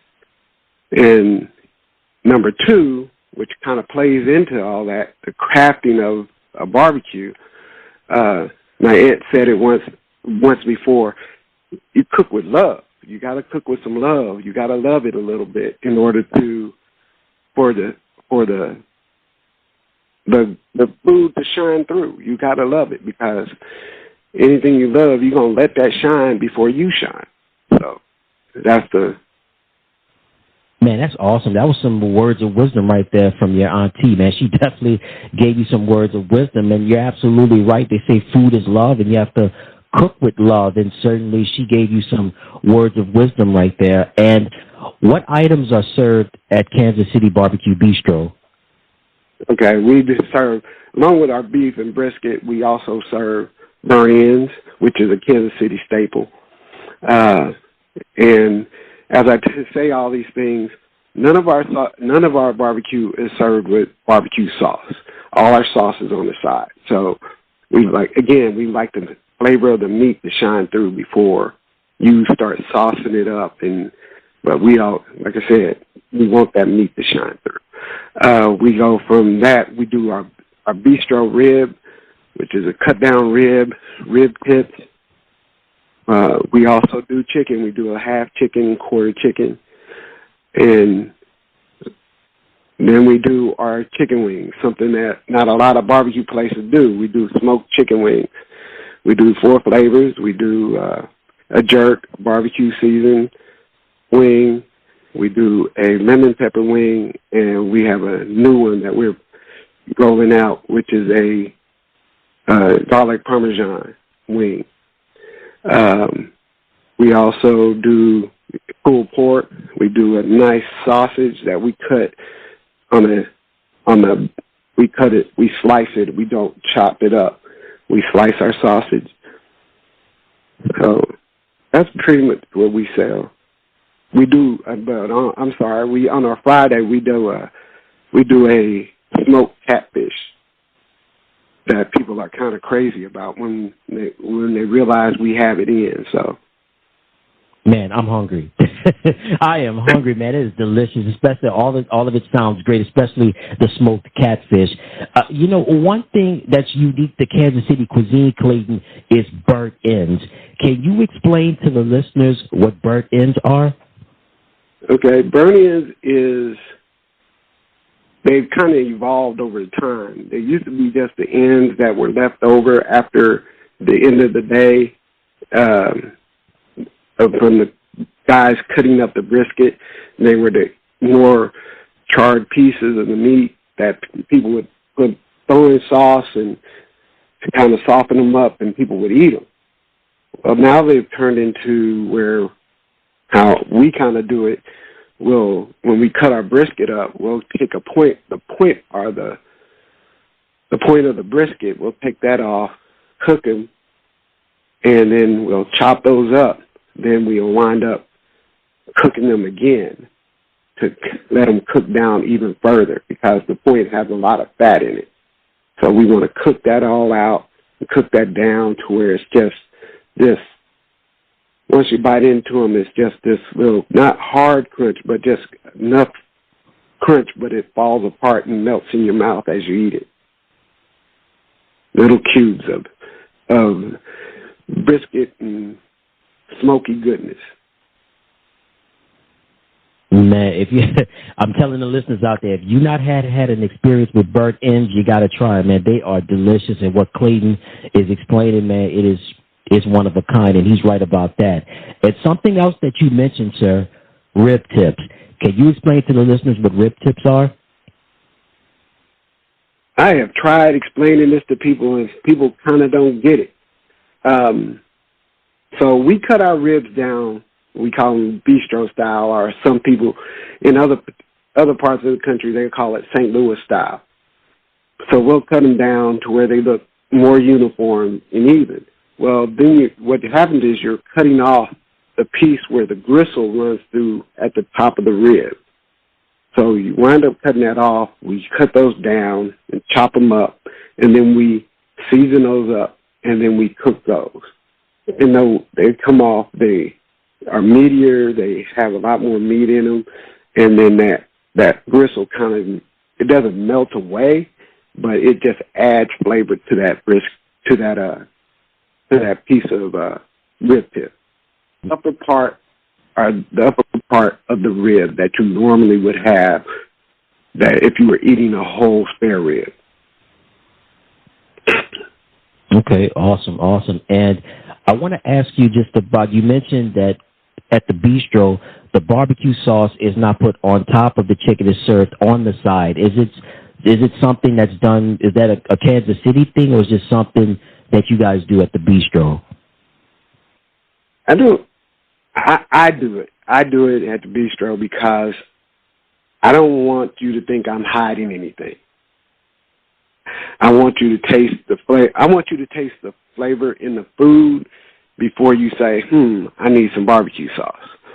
My barbecue sauce is a lot more of a dipping sauce anyway, so it just accentuates the meat, whereas a lot of places will put barbecue sauce on something to cover, or that's your flavor. Well, I don't want that to be my flavor. The meat has enough flavor in it on its own. The seasonings that I put on it will give you all the flavors that you might want to need. And this sauce that I'm putting on the side here will just make those things even sing even more. So I want you to taste it first and then try this.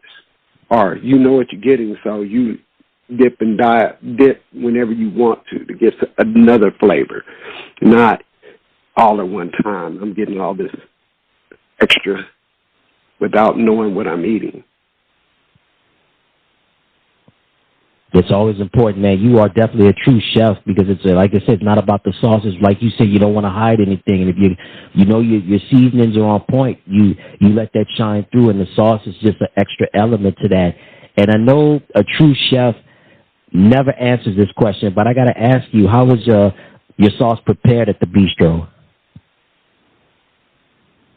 We got a pot.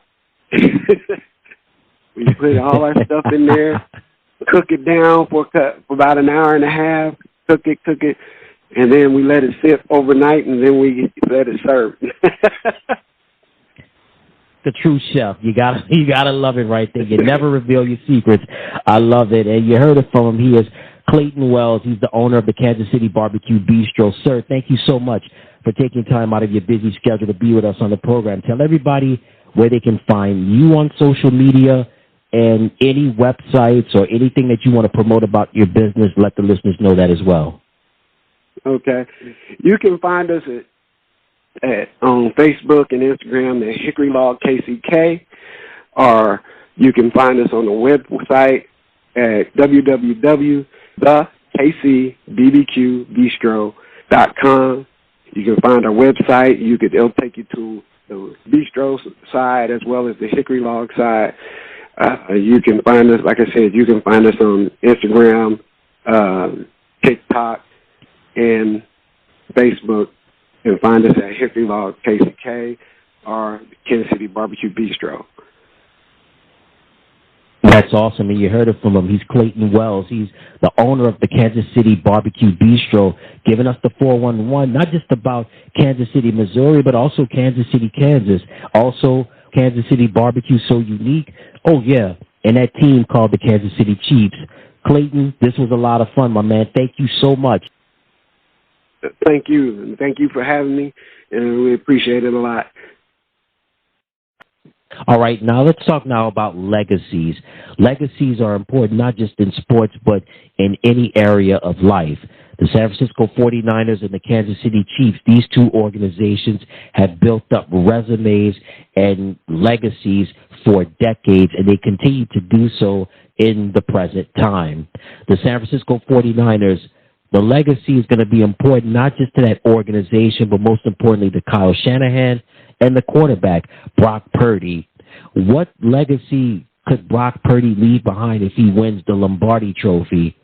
What legacy could he leave behind? Could this be a legacy in terms of a potential great career for a decade, maybe a decade and a half, being up there with the likes of a Joe Montana and a Steve Young? The legacy, BrockPurdy, his legacy could be written if he gets a victory in the big game. And let's move over now to the other side of the other end with the Kansas City Chiefs. So with the Chiefs, their legacy can continue to be written. PatrickMahomes, another Lombardi. Travis Kelce, another Lombardi. AndyReid. The coaching greatness continues. And that organization as a whole, with the Hunt family, rest in peace to Norma Hunt. We lost her recently. The whole Hunt family and even the foundation laid down by their father, or her husband, I should say, Lamar Hunt. Great legacy was left behind, and now Clark Hunt, the son, continue to lead the legacy of the Kansas City Chiefs and the San Francisco 49ers, the DeBartolo family and the York family with Jed York, Denise DeBartolo York, his wife, and also Eddie DeBartolo, and this the 49ers legacy and what that organization as well as the Chiefs have done for what they've done for decades. And certainly we talk about legacies. I mentioned AndyReid, Travis Kelce, PatrickMahomes. He's done so much in such a short amount of time, and the best just continues to get better. If the Chiefs win this game and hoist another Lombardi trophy, the legacy is going to continue to increase for number 15, PatrickMahomes. 49ers, Chiefs, Purdy, Mahomes, Reed, Shanahan, McCaffrey, Debo, Kittle, Kelce, you name it, man. Both of these franchises have laid down legacies for decades, and they continue to do it in the present time. And they have an opportunity to add to their legacies if one of these teams wins the big one. All right, now it's time for predictions. I've been back and forth on this game for quite a while now, but the Kansas City Chiefs, listen, the Chiefs, you know what they're about, right? That pedigree, that championship experience. PatrickMahomes, AndyReid, Travis Kelce, the rest of that team, they have to be resilient this year, and they earn the right to be in the big game. They have the right, they've earned that right for the chance to compete for another Lombardi. Mahomes and company, they've been great this year. This is their opportunity. However, I feel that they're going to have more opportunities to get to the big game. They're going to have more opportunities to get Lombardi trophies, have chances, I should say, to win Lombardi trophies. And Patrick, he's not going anywhere anytime soon.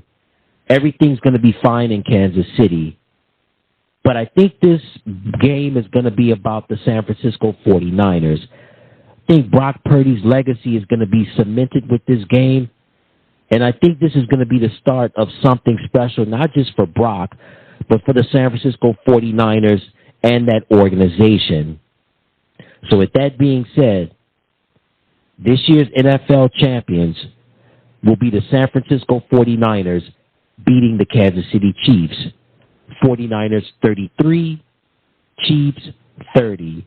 Brock Purdy, MVP. And there you have it. Thank you so much again for tuning into the program. Once again, a big special thank you to Santa Clara University campus journalist ThomasDunn, ArrowheadsAbroad co-host OwenWiddowson, and KlayWells, founder and owner of the KansasCityBBQBistro in Kansas City, Kansas. Again, a big special thank you to those gentlemen for appearing on the program. And until next time, everybody, I'm Ed Robinson. Enjoy the game. So long, everyone.